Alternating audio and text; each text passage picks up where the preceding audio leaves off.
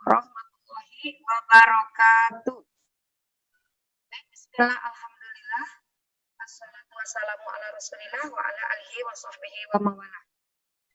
Pertama anak-anakku, kita panjatkan puji dan syukur kepada Allah yang Maha Ghafur yang telah memberikan kepada kita semua nikmat iman, nikmat Islam, nikmat kesehatan sehingga kita hari ini bisa bertemu dalam keadaan sehat walafiat, tidak kurang suatu apapun. Raga kita, badan kita semuanya sehat.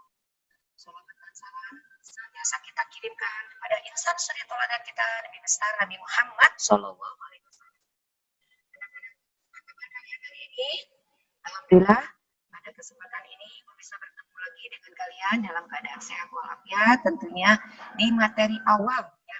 Setelah kemarin kalian mengikuti masa lockdown ya, masa mengikuti aturan dari pemerintah untuk tetap stay at home. Nah sekarang kita masuk lagi di tanggal 13 Juli kemarin sudah mulai lagi pembelajaran di seluruh Indonesia meskipun dalam keadaan virtual. Jangan menyurutkan semangat kalian. Sebagaimana hadis mengatakan mencari ilmu itu bayan sampai masuk ke liang lahat. Long life education, mencari ilmu itu sepanjang hayat. Kondisi apapun, everything, everywhere, tetap kita harus senantiasa mencari ilmu. Baik anak-anakku, sebelum dimulai supaya mendapat kebarokahan, mari kita awali dengan let's say basmalah together. Bismillahirrahmanirrahim. Baik, pada kesempatan ini Ibu akan menyampaikan materi yaitu tentang gerak ya. Tentang gerak yaitu tepatnya bab 1 di kelas 8 tentang gerak dan gaya. Selanjutnya sebelum masuk ke materi kita simak dulu intangnya yaitu materi dari gerak sebentar nah.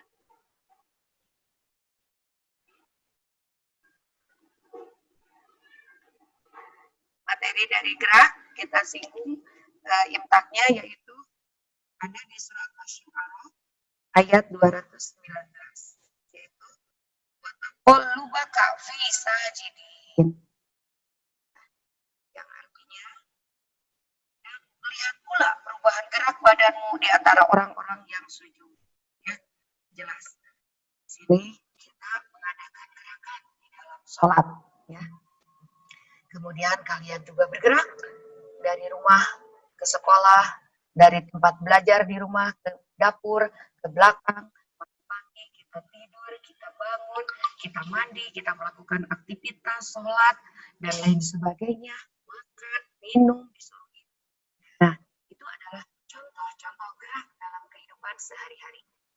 Ayah kalian bergerak dari pagi, siap gerak untuk ke kantor, untuk melaksanakan tugasnya, mencari nafkah, ibu kalian siap-siap ke dapur untuk masak buat kalian dan seterusnya. Baik, itu adalah gerak dalam kehidupan sehari-hari. Sebelum masuk materi inti, kita lihat dulu kompetensi inti yang akan kita capai. Baik, kompetensi intinya ada 2. Ya. Yang pertama, memahami dan menerapkan pengetahuan aktual, konseptual, dan prosedural berdasarkan rasa ingin tahu tentang ilmu pengetahuan, teknologi, seni, budaya, terkait fenomena dan kejadian yang tampak oleh mata. Yang kedua, mengolah, menyaji, menalar dalam ranah konkret, yaitu menggunakan, mengurai, merangkai, memodifikasi, dan membuat keran dari ranah abstrak, yang menulis, membaca, menghitung, mengarah yang dipelajari di sekolah. Nah, jadi sekali lagi, dari ranah konkret ke ranah abstrak. Itu adalah kompetensi yang ingin kita capai.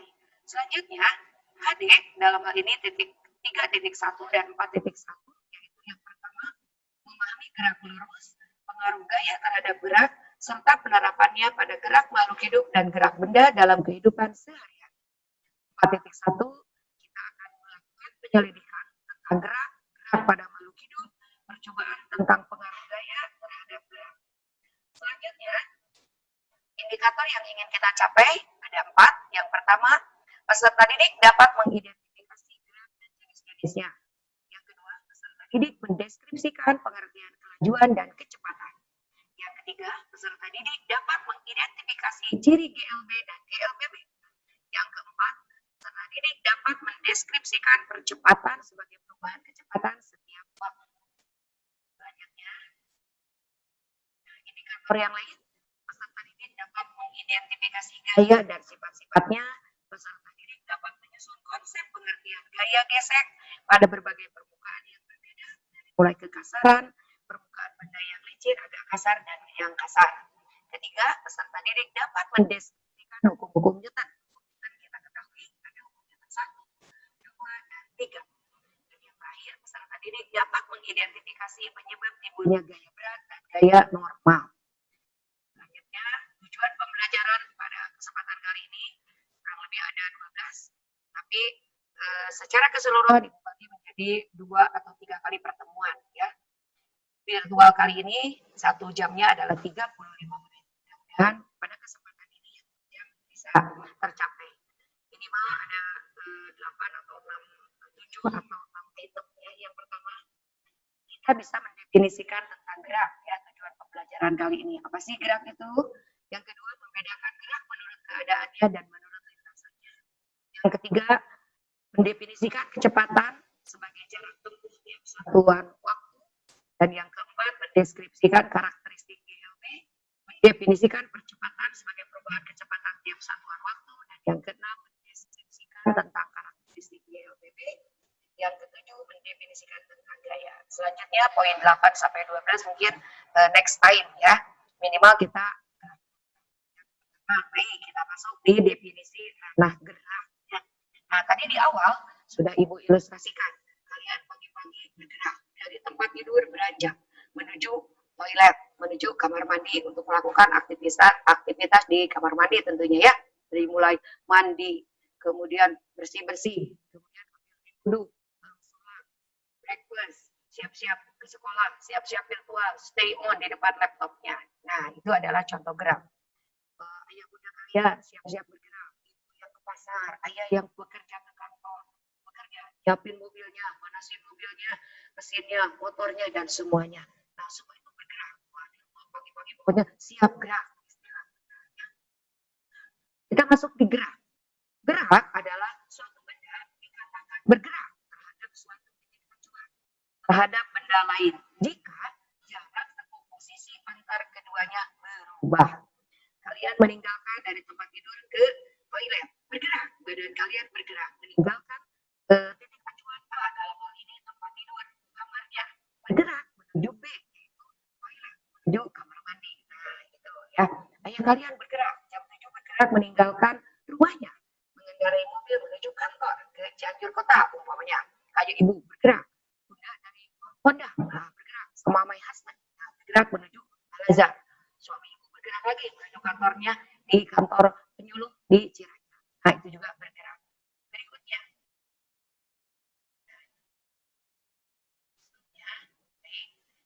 gerak menurut sifatnya. Gerak selalu bersifat relatif. Nah, kita ambil contoh di sini. Nadia sedang berada di dalam mobil yang melintasi seorang pengamat yang sedang berada di tepi jalan raya. Nah, Nadia sedang berada di dalam mobil, tapi dia mengamati juga seorang pejalan kaki yang lain. Nah, bagaimana kondisinya? Nadia melihat seperti orang itu mendekat, bisa juga menjauh, juga terhadap yang lainnya. Nah, pengamat di tepi jalan raya melihat bahwa Nadia sedang bergerak bersama mobil dan sebuah kota. Dia meninggalkan Cianjur menuju ke arah Jakarta, meninggalkan Palembang menuju Cakep, menuju Cipanas, Bogor, dan seterusnya. Nah, itu kota-kota yang dilalui Nadia. Yang ketiga, Nadia yang sedang berada di dalam mobil akan melihat bahwa pengamat bergerak dengan arah yang berlawanan dengan arah gerak Nadia. Sepertinya pengamat melihatnya itu sampai titik tidak terlihat. Nah, sampai kejauhan akhirnya nothing see, don't see, tidak terlihat. Ya, selanjutnya, selain tadi gerakan yang lain, nah dia juga bisa melihat pohon, kemudian orang-orang meninggalkan dirinya. Nah, jadi dapat ditarik kesimpulan bahwa gerak benda bersifat relatif, tergantung pada pengamat dan titik acuan yang digunakannya. Itu gerak bersifat relatif. Yang selanjutnya, yang C, jenis-jenis gerak. Yang pertama, jenis-jenis gerak. Suatu benda dapat melakukan beberapa gerak. Nah, kamu sedang berjalan-jalan di muka kelas. Di saku bajumu ada pena. Sambil berjalan tersebut, lempar dan tangkap lagi penghapus papan tulis berulang-ulang. Nah, kalian melihat peristiwa-peristiwa itu. Contoh, pada peristiwa ini, satu, pena tidak bergerak terhadap kamu karena jarak dan posisi pena terhadap kamu tetap ya. Jarak posisi pena terhadap kamu tetap diam. Yang kedua, kamu dapat dikatakan melakukan satu macam gerak, yaitu gerak terhadap dinding kelas. Penghapus dapat dikatakan melakukan dua macam gerak. Gerak pertama, penghapus terhadap kamu, penghapusnya bergerak. Tapi gerakan keduanya terhadap dinding. Diam terhadap dinding, hanya penghapus saja yang bergerak. Nah, itu jenis-jenis gerak yang selanjutnya. Kemudian, gerak menurut keadaannya dibagi menjadi dua.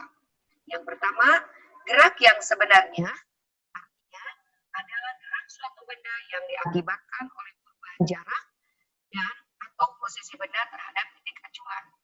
Contoh realnya adalah gerak ketika kamu meninggalkan tempat tidur, gerak kamu meninggalkan kursi di sekolah, gerak terhadap ruangan kelas, kamu bergerak menuju kantin, kamu bergerak menuju perpustakaan.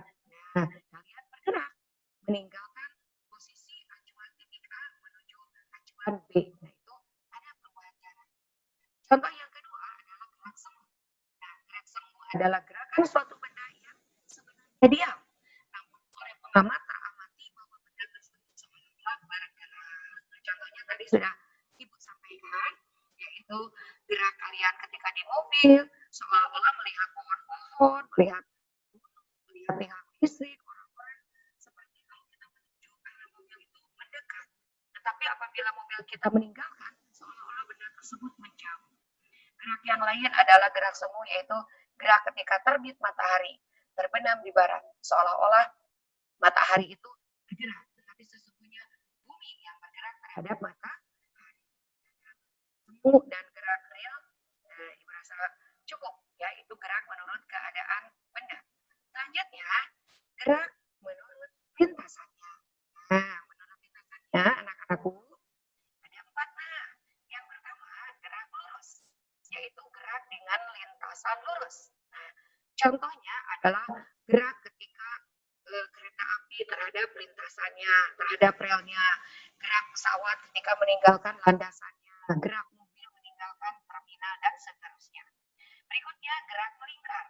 Gerak melingkar adalah gerak dengan lintasan berbentuk lingkaran atau bagian dari lingkaran. Contohnya yang real adalah ketika ular bergerak, dia melingkar. Itu contoh makhluk hidup. Contoh yang lainnya adalah ketika sirkuit, ya, di lintasan yang melingkar. Ketika dia lagi membelok, ya, atau Valentino Rossi. Kemudian yang lainnya, nah itu gerak melingkar motor, gerak melingkar mobil, gerak melingkar mainan kereta api, dan seterusnya. Apabila membentuk lingkaran. Yang ketiga, gerak parabola. Nah, gerak parabola adalah gerak dengan lintasan berbentuk parabola. Contoh real dalam kehidupan sehari-hari, anak laki-laki ini suka menendang bola, atau kita ambil contoh gawang yang menendang bola ke arah striker, ke arah lawan, dan seterusnya. Maka gerak dari ketendangan sepak bola tersebut adalah gerakan parabola atau gerak setelah bola. Selanjutnya, gerak yang terakhir menurut lintasannya adalah gerak tidak beraturan. Gerak tidak beraturan, contohnya dengan lintasan yang tidak beraturan, pokoknya anak kecil lagi main bola di suatu taman, di mana taman tersebut ada bunga, ada pot, ada gerakan yang meluncurnya, ada yang licin-licinnya, maka gerakan bola dari tendangan anak kecil tersebut tidak beraturan. Atau gerakan buah ketika jatuh dari atas gerak lurus, tetapi ketika ketika menggelinding ke bawahnya tidak beraturan. Kurang lebih gerak tidak beraturan seperti itu. Selanjutnya, kita masuk di yang kalau bicara gerak, kita akan menyinggung juga dengan kelajuan dan kecepatan. Untuk kelajuan dan kecepatan, yang pertama kita bicara jarak.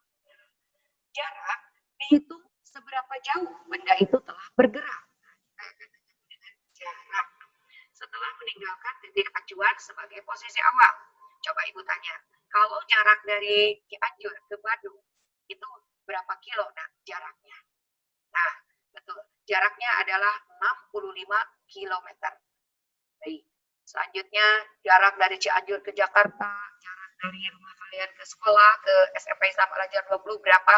Nah, jarak itu dihitung seberapa jauh kalian atau objek benda itu telah bergerak meninggalkan titik acuan. Nah, dihitung. Kemudian masuk di berikutnya adalah perpindahan. Nah, perpindahan adalah seberapa jauh benda tersebut berpindah dihitung dari titik awal acuan tanpa memperhatikan bentuk lintasannya. Diukur dengan menarik garis lurus dari posisi awal dan posisi akhir suatu benda. Nah, ini diambil tarik lurus. Jadi perpindahan itu atau lebih simpelnya adalah lintasan-lintasan yang dilalui oleh suatu objek, oleh suatu benda atau kita lalu dikumulatifkan dari titik awal sampai titik akhir, yaitu perpindahan. Berikutnya, kelajuan dan kecepatan sudah. Kemudian rumus untuk kelajuan dan kecepatan adalah P/S per T. Kelajuan tadi kita singgung dikit adalah besarnya jarak yang ditempuh oleh suatu benda yang bergerak dalam tiap satuan waktu. Di mana rumusnya P dari kata velocity atau kelajuan, S per T. S itu jarak, satuannya meter, dan T waktu, satuannya adalah sekon.